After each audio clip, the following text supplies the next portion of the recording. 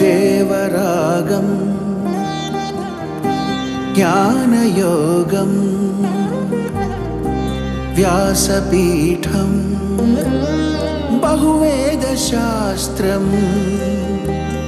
బోధామృతహిత శ్రీమన్నారాయణం శివగౌరీ సంభాషిత సకల పురాణం అష్టాక్షరి పంచాక్షరి మంత్రావరణం అఖిల దేవతా సంస్తుతి పారాయణం జయమంగళకరమీ ప్రవచన శ్రవణం అనుదినము శుభము సుఖము జీవన గమనం దేవరాగం జ్ఞానయోగం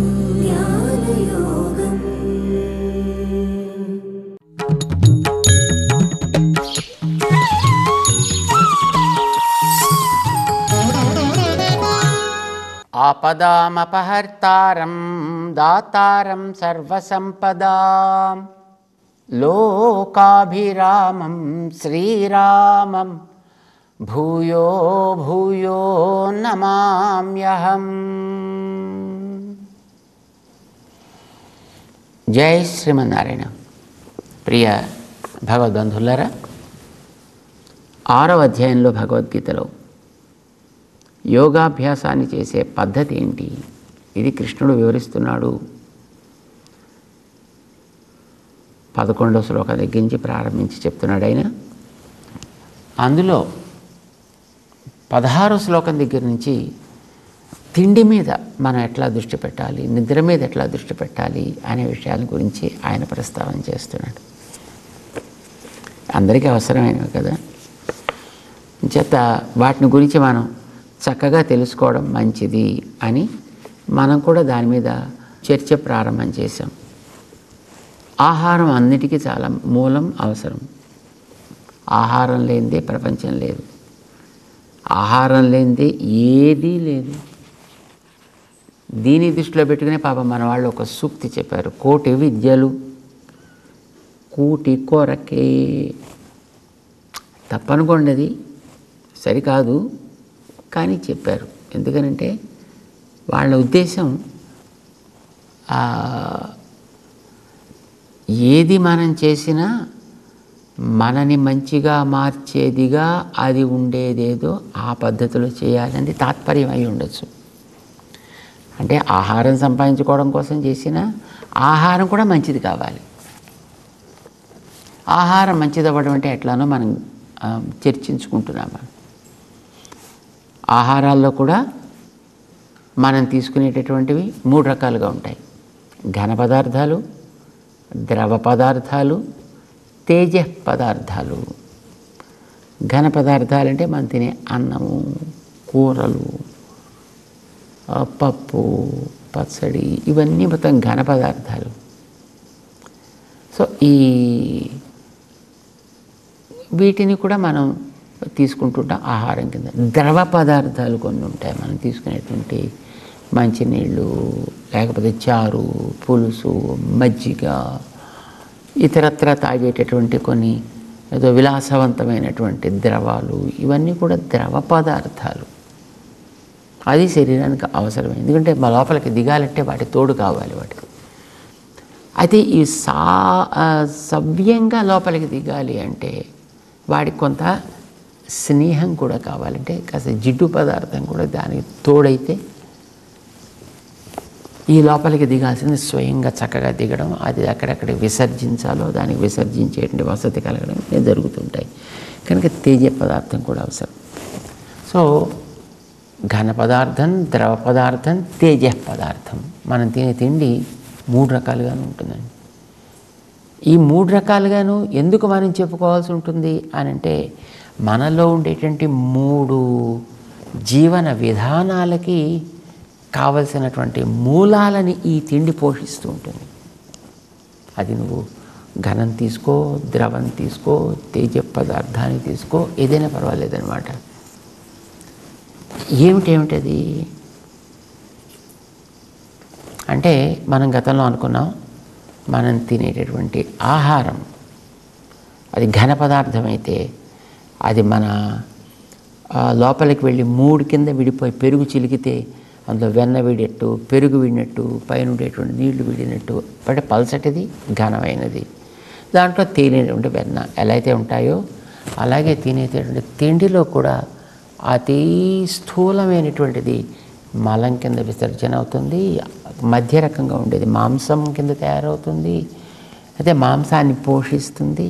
అందులో ఉండే అతి సూక్ష్మమైనటువంటి అంశం మాత్రమే మనస్సుని అది ప్రభావితం చేస్తుంది అని మనం గతంలో అనుకున్నాము. సేమ్ నీళ్లు కూడా మనం తాగేటటువంటి వాటిలో ఘనమైనటువంటి వ్యర్థాలు మల మూత్ర స్వేదాది రూపాల్లో బయటికి విసర్జితం అవుతాయి. మధ్యమ భాగం రక్తం కింద మారుతుంది. All sorts of fluids in the body అవన్నీ కూడా వాటితో తయారవుతాయి. దాని తర్వాత సూక్ష్మమైనటువంటి అంశ ఏదైతే ఉంటుందో మనకు ప్రాణశక్తిని పెంచుతుంది. ఇది మనం గతంలో అనుకున్నాం. తేజ పదార్థాలు కూడా మనం మాట్లాడుకున్నాం.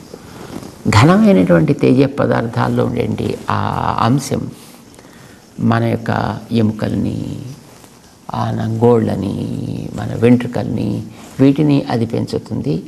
మధ్యమ పదార్థం మన యొక్క ఎముకలకి మూలాధారంగా ఉండేటటువంటి బోన్ మ్యారోని పెంచుతుంది. సూక్ష్మ అంశం మన వాక్ శక్తిని పెంచుతుంది.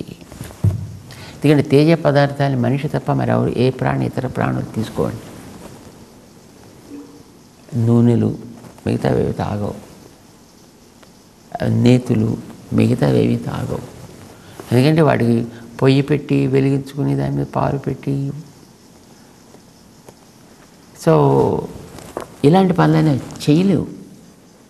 కనుక వాటికి అసలు తేజ పదార్థాలకి పెద్ద ప్రశ్న లేదు. వాటికి మనిషికి అలా కాదండి. మరి వీడికి అన్నీ వండగలడు కదా, మరి వండడానికి దాంట్లో పోపులు గట్రా వేయాలి కదా, వేయాలంటే వాడికి నూనె నెయ్యో కావాలి కదా. సో వీడికి తినే తిండిని రకరకాలుగా పరిష్కరించుకోవలసి వచ్చేటప్పటికీ దాంట్లో వీడికి రకరకాలైనటువంటి పదార్థాల అవసరం ఏర్పడింది. దాంతో జీవితం సాగుతుంది. తినే తిండి ఈ రకంగా మారడం వల్ల అది మనస్సుకు కూడా అన్నము ప్రేరకము. దీనికి ఆప్యాయకము అని పేరు పెట్టారు. ఆప్యాయక అంటే కొత్తగా పుట్టించడం కాదు, ఉన్నదాన్ని పెంచడం అన్నమాట. పెంచుకోవడానికి తగినట్టుగా తయారు. ఇప్పుడు ఎరువులు వేస్తారనుకోండి చెట్లకి వాటికి, ఇప్పుడు ఆ ఎరువులు చెట్టును కొత్తగా పుట్టిస్తాయా? నో. ఉన్న చెట్టుకి సారాన్ని పెంచుకోవడానికి తోడ్పడతాయి. అట్లానే మనం తీసుకునేటువంటి ఆహారాదులు కూడా అవి లోపల దేన్ని పుట్టించవు, ఉన్నటువంటి పరికరాలకి కావలసినటువంటి షార్ప్నెస్, కావలసినటువంటి శక్తిని మాత్రం అవి ఇవ్వగలుగుతాయి. వాటికి సంబంధించినటువంటి విధానం ఎట్లా ఉండాలి అనేది మనం మళ్ళీ వేరే తెలుసుకోవాలి. ఎలా తయారు చేసుకోవాలి, ఏం చేసుకోవాలి, ఇదంతా అనమాట. స్థూలంగా మనకి చెప్పింది అది.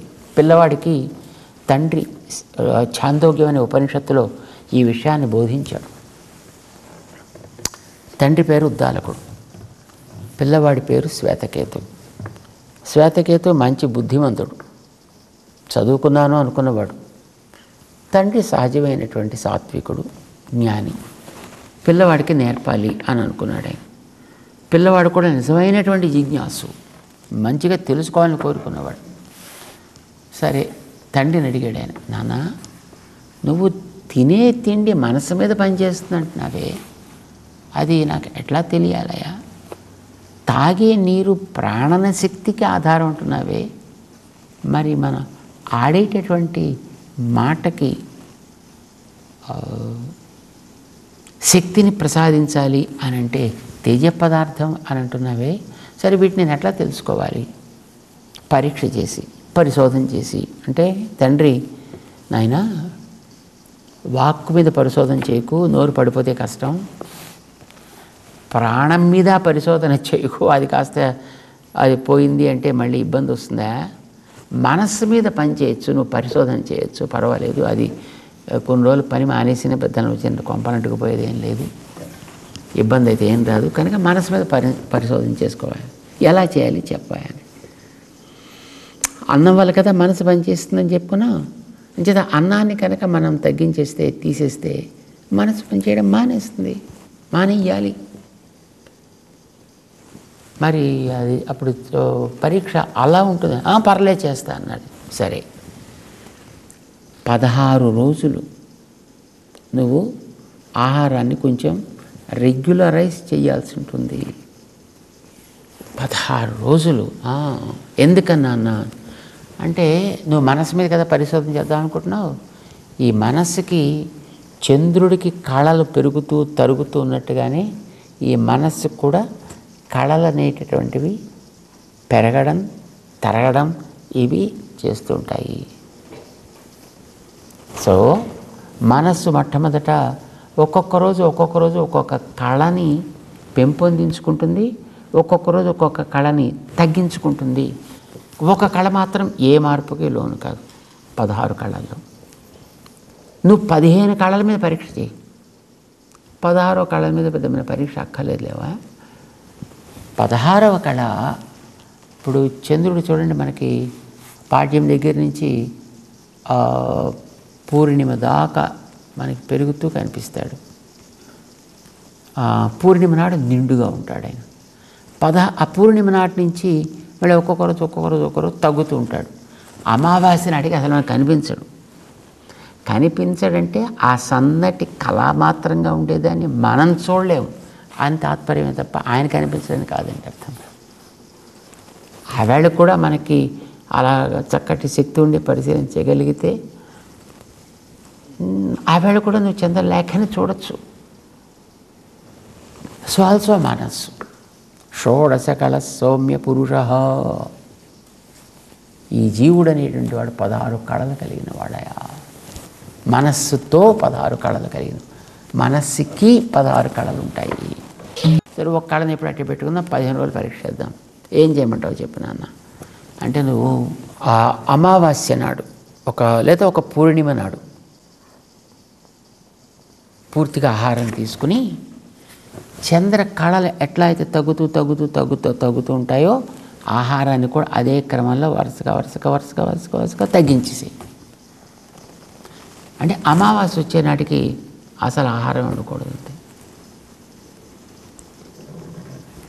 మరి 15 కదా అవుతాయి ఇప్పుడు నాన్న?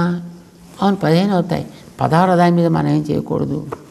ఎందుకంటే 16వ దాన్ని మనం ఏదైనా చేసామంటే దానికి ఏమైనా ప్రమాదం వస్తే మళ్ళీ మనకు పరీక్షించడానికి ఉండం కదా. అంచేత దాని మీద పరీక్ష వద్దు, 15 కళలకు పరీక్ష చేసుకోండి. ఒక్కొక్క రోజు మానుతూ ఉండు, ఏమవుతుందో చూద్దాం. నిజంగా జిజ్ఞాసు కనుక పిల్లాడు అట్లాగే 15 రోజులు మానేశాడు. నాన్నగారి దగ్గరికి వచ్చాడు, నాన్న 15 రోజులు మానేశాను. చాలా సంతోషమయ్యా, చక్కగా కూర్చోమన్నాడు. పిల్లవాడిని కూర్చోబెట్టుకున్నాడు. ఇదివరకు నువ్వు చాలా బాగా చదువుకున్నావు కదా వేదాలన్నీ. బాగా చదివావు. ఇతరమైనటువంటి సాహిత్యం కూడా చదివావు కదా. చదివావు. దానికి కావాల్సిన పరిశీలన గ్రంథాలు కూడా తీసుకున్నావా? తీసుకున్నావు. సరే, ఇప్పుడు 15 రోజులు మానిన తర్వాత ఇన్ని నువ్వు సాధించావు కదా, ఒక మంత్రాన్ని చెప్పాయా నువ్వు చదువుకున్నటువంటి ఋగ్వేదంలో, యజుర్వేదంలో, సామవేదంలో, ఎందులో ఒక్కొక్క మంత్రం చెప్పు. పాపం పిల్లాడు చదువుకున్న మాట కదా వాస్తవం, ప్రయత్నం చేశాడు కానీ జ్ఞాపకం రావట్లేదు, చెప్పడానికి ఓపిక రావటం లేదు. ఎందుకంటే ఇతను ఏం చేశాడు, వరుసగా రోజు ఒక్కొక్క ముద్ద తగ్గించేశాడు. మొత్తానికి ఇప్పుడు ఈవేళ ఏమీ లేకుండా ఉండగలిగేటువంటి స్థితి వచ్చింది. సో ఈ స్థితిలో వచ్చి ఇప్పుడు తండ్రి గారి ముందు నిలబడ్డాడే. నాయన, ఏది నువ్వు నేర్చుకున్నట్టు ఒక మంత్రం చెప్పు. జ్ఞాపకం లేదు నాన్న. పాపం తండ్రి అందిస్తున్నాడు వాడికి, ఇగో ఈ మంత్రం చెప్పు అని. ఎంతెంత చెబితే అంతంత వాడు చెప్తున్నాడు తప్ప పై మంత్రం వాడికి అందట్లేదు. నేను నీకు ఇప్పుడు కొత్తగా పాఠం చెప్పడం కాదురా నాయనా, నీకు వచ్చిన పాఠాన్ని నాకు ఒకసారి బలించి చూపించవయ్యా, ఒక మాట చెప్పి వినిపించు అని అడిగాను. జ్ఞాపకం రావట్లేదు నాన్న. అంటే సరే పర్లేదులే, ఇప్పుడు 15 రోజులు అయింది, రైట్? ఈ 15 రోజులు నువ్వు చేసిన పరిశోధన వల్ల నువ్వు మానింది తిండి, కానీ ఇప్పుడు పని చెయ్యింది ఏంటి? తిండి యాక్చువల్గా శరీరానికి, కానీ దీంతోపాటు నీ మెదడు కూడా పనిచేయడం మానేసింది. బుద్ధి, ఆలోచన, అది కూడా పనిచేయాలి కదా. అది పనిచేస్తే వీడికి ఇవన్నీ ప్రతకంగా జ్ఞాపకం వచ్చేసాయి. నీ మనసు కూడా అట్లాగే పనిచేయట్లేదు నాన్న. సరే పర్వాలేదులే, ఈవేళ నుంచి అంటే అమావాస్య తర్వాత నుంచి ఒక్కొక్క ముద్ద పెంచుకుంటూ వెళ్ళు. చంద్రకళలు ఎట్లా పెరుగుతూ ఉంటాయో అట్లా ఒక్కొక్క ముద్ద పెంచుకుంటూ వెళ్ళు. సరే పిల్లాడు అలా చేశాడు. 15 రోజులు అయిపోయింది, మళ్ళీ పూర్ణిమ వచ్చేసింది. మళ్ళీ తండ్రి దగ్గర వచ్చాడు, కూర్చున్నాడు. నన్ను చెప్పవాయి టక చెప్పేశాడు. ఏది అడిగితే అదలా చెప్పేస్తున్నాడు. ఏ వేదనలో అడిగితే ఆ వేదన చెప్పేస్తున్నాడు. ఏ పరిష్కారాలు చేయమంటే ఆ పరిష్కారాలు చేసేస్తున్నాడు. మరి నేను 15 రోజుల క్రితం అడిగాను కదా, ఎందుకు చెప్పలేదు నువ్వు? తెలియదు. ఇప్పుడు ఎలా చెప్పగలుగుతున్నావు? తెలియదు. అది కానీ ఇదివరకైతే రాలేదు, ఇప్పుడైతే మాత్రం మళ్ళీ జ్ఞాపకం బాగానే వస్తుంది. నాయన కారణం నేను చెప్తా విను. నువ్వు తీసుకున్నటువంటి ఆ పదార్థాల్లో ఉండే ఘన అంశ మల రూపంగా పోయింది. నువ్వు తీసుకున్నటువంటి వెజిటబుల్స్లో, నువ్వు తీసుకున్నటువంటి ఇతర ఆహారాల్లోనూ ఉండేటటువంటి ఆ శక్తి మెల్లిమెల్లిగా నీ మనసులో ఉండేటటువంటి ఆ శక్తిని నువ్వు తగ్గించేయడం వల్ల కుదించుకుపోయింది. ఇప్పుడు నువ్వు మళ్ళీ పెంచావు కదా, అది మళ్ళీ క్రమంగా అది పోషణం దానికి జరిగి అది పెరిగింది. ఈవేళ నువ్వు అందుకోసం చెప్పగలుగుతున్నావు. అప్పుడు చెప్పలేకపోయావు 15 రోజుల క్రితం, ఇప్పుడు మళ్ళీ చెప్పగలుగుతున్నావు. చంద్రుల్లో కళలు ఉంటాయి, క్రమంగా తగ్గిపోతాయి, కాంతి తక్కువ అవుతుంది. క్రమంగా పెరుగుతాయి, కాంతి పెరుగుతుంది. అలాగే నీ మనస్సుకు కూడా ఇదివరకు నీకు అన్ని విషయాలు తెలుసు, కానీ నువ్వు తీసుకునే ఆహారం తగ్గించేయడం వల్ల దాంట్లో ఉండే తేజస్సు తగ్గింది. నువ్వు మళ్ళీ ఇప్పుడు దాన్ని క్రమంగా పెంచుకోవడం వల్ల ఇప్పుడు తేజస్సు పెరిగింది.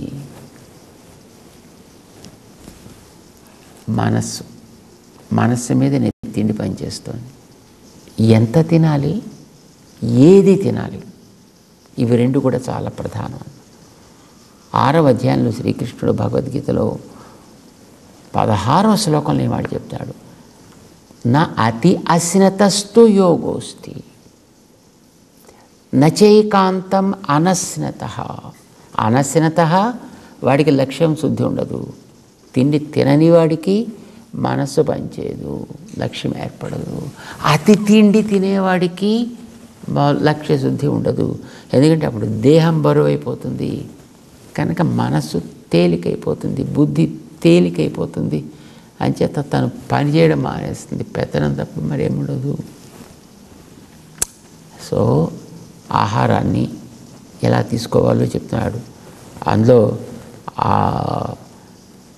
ఆహారంతో పాటు నిద్ర కూడా మోడరేట్గా నిద్రను చూసుకో.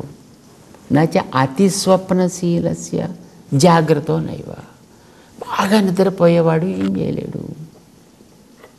అతి నిద్రాలోలుడు తెలివిలేని మూర్ఖుడు అన్నాడు పాపం ఒక సినిమాలో మహానుభావుడు.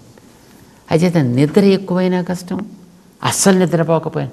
చూడండి, కొంతమంది శివరాత్రి లాంటివి వస్తే జాగరణ చేయాలి అని అనుకుంటారు, ఏకాదశులు వస్తే జాగరణ చేయాలి అనుకుంటారు, ఇంకా కొన్ని రోజులు పర్వదినాల్లో జాగరణ చేయాలంటారు. జాగరణ అనే పేరుతోటి వాళ్ళు ఎక్కువ సినిమా షోలు, లేకపోతే ఎక్కువ ఏదో పనికిరాని ఆటలు పాటలు, సో ఇలాంటివన్నీ పెడుతుంటారు. అవేవో పెట్టుకుని బలవంతంగా నిద్ర మానేయడం కాదండి. నిద్ర సహజంగా నీ పని నువ్వు చేసుకొనివ్వాలి. అలా చేసుకోవాలంటే దానికి కావాల్సిన నియమాన్ని దానికి నువ్వు పాటించాలి.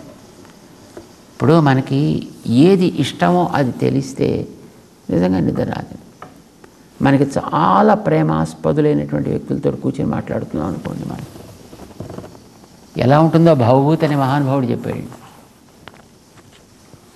ఆ తమాషాగా రామ సీతల యొక్క సన్నివేశాన్ని చూపిస్తాడు మనకి. ఉత్తర రామ చరితం అనే ఒక గ్రంథం ఆయన రాశాడు. ఆయన 13 ఏళ్ళు కదండి అడవుల్లో వీళ్ళు ఉన్నది. ఎలా గడిపారు వీళ్ళు? పోనీ అప్పుడు ఋషుల ఆశ్రమంలో గడిపారు అనుకుందాం. తర్వాత పంచవటి దగ్గరికి వచ్చాక సుమారు 2.5 ఏళ్ళు కలిసి ఉన్నారు. ఎలా గడిపారు వీళ్ళు? టైం ఎలా పాస్ అయ్యేది అంటే తమాషాగా చెప్తాయండి ఆయన. రాముడు సీతమ్మ మామూలుగా పగలైతే లక్ష్మణస్వామి కూడా ఉండేవాడు. సరే వాళ్ళతో మాట్లాడుకుంటూ ఆ చెట్లను చూసుకుంటూ, కాయలను చూసుకుంటూ, ఆకులను చూసుకుంటూ, బేళ్ళను చూసుకుంటూ, బెరడును చూసుకుంటూ, పక్షులను చూసుకుంటూ, క్రిమికీట ఇవన్నీ చూసుకుంటూ గడిపేవారు. రాత్రిపూట లక్ష్మణస్వామి కుటీరానికి ఎదురుకుండా అక్కడ ఒక కూర్చునే ఒక ఆసనం వేసుకున్నాడు ఆయన, కాపలా అక్కడ కూర్చుంటూ ఉండేవాడు. వీళ్ళిద్దరు ఏం చేసేవారు? కూర్చుని వీళ్ళిద్దరు కబుర్లు చెప్పుకోవడం ప్రారంభించేవారండి. ప్రారంభిస్తే చూడండి, మనకి అతి ఇష్టమైన వ్యక్తితో మాట్లాడుతుంటే యుగాలు క్షణాల్లో గడిచిపోతాయంటారు. యుగాలు క్షణాలు అయిపోతాయి. ఇంక ఇష్టం లేని సన్నివేశాల్లో ఉంటే క్షణం ఒక యుగము. వాడికి ఒక్కొక్క క్షణం కూడా అబ్బా ఇంకా టైం అవ్వట్లేదు అండి, ఇంకా టైం అవ్వట్లేదు, ఇంకా ఎప్పుడు పోదామా, ఇంకెప్పుడు పోదాం అనిపిస్తుంది. కానీ ఇష్టమైన వాళ్ళతో మాట్లాడుతుంటే రాత్రిరేవ వ్యరంసీత్ అంటే వాళ్ళు కూర్చున్నారు, అప్పుడే కాస్త సాయంకాలం పూట ఏదో సూర్యాస్తమయం లోపల ఏదో తీసుకోవాలనే నియమం అడవిలో ఉన్నప్పుడు ఉంటుంది కదా. సో అలా తీసేసుకుని చక్కగా కూర్చునేవారు, కబుర్లు చెప్పుకుందామని.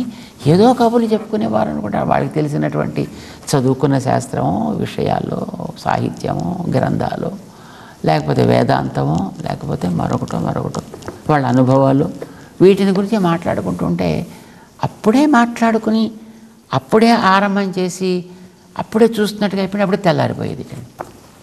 అదేంటి ఇప్పుడే కదా కూర్చున్న మాటలతోటి అప్పుడే తెల్లారిపోయిందా? టైం అట్లా గడిచిపోయేదంటారు. దాని అంటాడు అంతకుముందు అది సంబంధం లేదనుకోండి. రాత్రి రేవం వ్యరంసీత్ అని ఈయన రాశాడని దానికి ఆ సున్నా తీసేవా అని అంటే రాత్రిరేవ ఆయన భోజనం చేస్తున్నట్ట. అంచేత భోజనం అయ్యాక సున్నం వేసి తమలపాకులు ఇస్తారు కదా, అలా ఇస్తుంటే ఆయన తింటూ ఈ కావ్యాన్ని విని మహానుభావుడు ఎవరు? కాళిదాసు గారు. అసలు ఆయన కాలం వేరు, ఈయన కాలం వేరు, కానీ తమాషాగా కలిపారు అనమాట. ఆయన ఈ కావ్యం రచించి అది పంపిస్తే ఆయనకి అది విని ఆయన సున్నం ఎక్కువైందో అన్నట్టండి ఆయన. అంటే ఆయనకి అర్థం కాలే. వచ్చి మళ్ళీ ఆ రాసినటువంటి శిష్యులు ఈయన కావ్యం పంపించాడు, ఈయన భవభూతి అక్కడికి. ఆ కావ్యం పట్టుకొచ్చి మళ్ళీ ఇచ్చారు. ఏం చెప్పాడండి కాళిదాసు విని అంటే ఏం చెప్పలేదండి, విన్నాడండి. అదేంటి ఏం మాట్లాడలేదా అంటే ఏదో మధ్యలో మాట్లాడండి. ఏం మాట్లాడాడు? సున్నం ఎక్కువైంది అన్నాడండి ఆయన. మరి ఆ రోజుల్లో తెలుగు మాట్లాడేవారో ఏమిటో తెలియదు అని సున్నం ఎక్కువైందండి అన్నాడు. అరే ఎక్కడెక్కడ అని అడిగేటండి. ఏ సందర్భంలో అంటే ఆ సీతారాముల యొక్క సల్లాప సన్నివేశాన్ని తీసి ఇది జరుగుతుండేటప్పుడు సున్నం ఎక్కువైందని ఎక్కడ అని పాప ఆయనతో చూసి రాత్రిరేవం వ్యరంసీత్ అని రాసుకున్నాడు ఆయన. ఆ తర్వాత ఓహో సున్నా ఎక్కువైంది అన్నాడా అంటే ఈ సున్నా ఎక్కువైందండి, సున్నా తీసేద్దామని రాత్రిరేవ వ్యరం. అరే రాత్రి అప్పుడే గడిచిపోయిందా అన్నట్టుగా గడిచిపోయింది. అలా గడిచిపోయింది అంటే దాని మీద అసలు దృష్టే పడనంతగా వీళ్ళకి ప్రీతితోటి మాటలు సాగాయి అని చెప్పడం తాత్పర్యం కదా. అంత బాగా వాళ్ళు మాట్లాడుకుంటూ ఉండేవారు అనడానికి. కాలాలు ఇద్దరు వేరు. భాష మరి ఈయన భాష ఏమిటో, ఈయన ఏ ప్రాంతంలో ఉండేవాడు, ఆయన ఉజ్జయినిలో ఉండేవాడు. మరి వీళ్ళు లాంగ్వేజ్ ఆ రోజుల్లో మరి తెలుగు మాట్లాడుకునేవారు. మొత్తం దేశం అంతా ఏమిటో మనకి తెలియదు. మనకి అంటే చెప్పడం తాత్పర్యం ఏంటంటే ఏదో ప్రయత్నం చేసి ఏదో కంట్లో కాస్త ఏదో పిండుకునో, లేకపోతే మరొకటి ఏదో పక్కన ఛాయ్ పెట్టుకుని తాగో, లేకపోతే సినిమాలు పెట్టుకుని చూసుకో, లేకపోతే ప్యాకెట్ లాంటివి పెట్టుకుని వాటి మీద దృష్టి పెట్టి అలాంటి నిద్రని బలవంతంగా దూరం చేసుకోవడం కాకుండా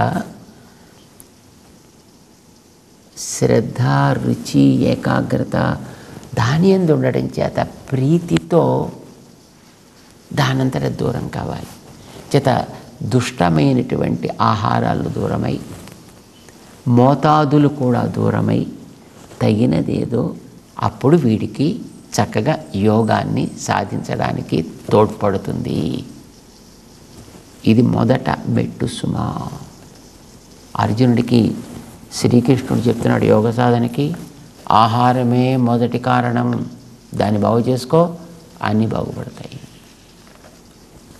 ఆ తర్వాత ఏం చేయాలి? ఆహారం ఇంకా తక్కువది కాదు కదండి, చాలా ప్రధానమైనది. దాని గురించి ఇంకా మనం బాగా తెలుసుకునే ప్రయత్నం చేద్దాం. జై శ్రీమన్నారాయణ.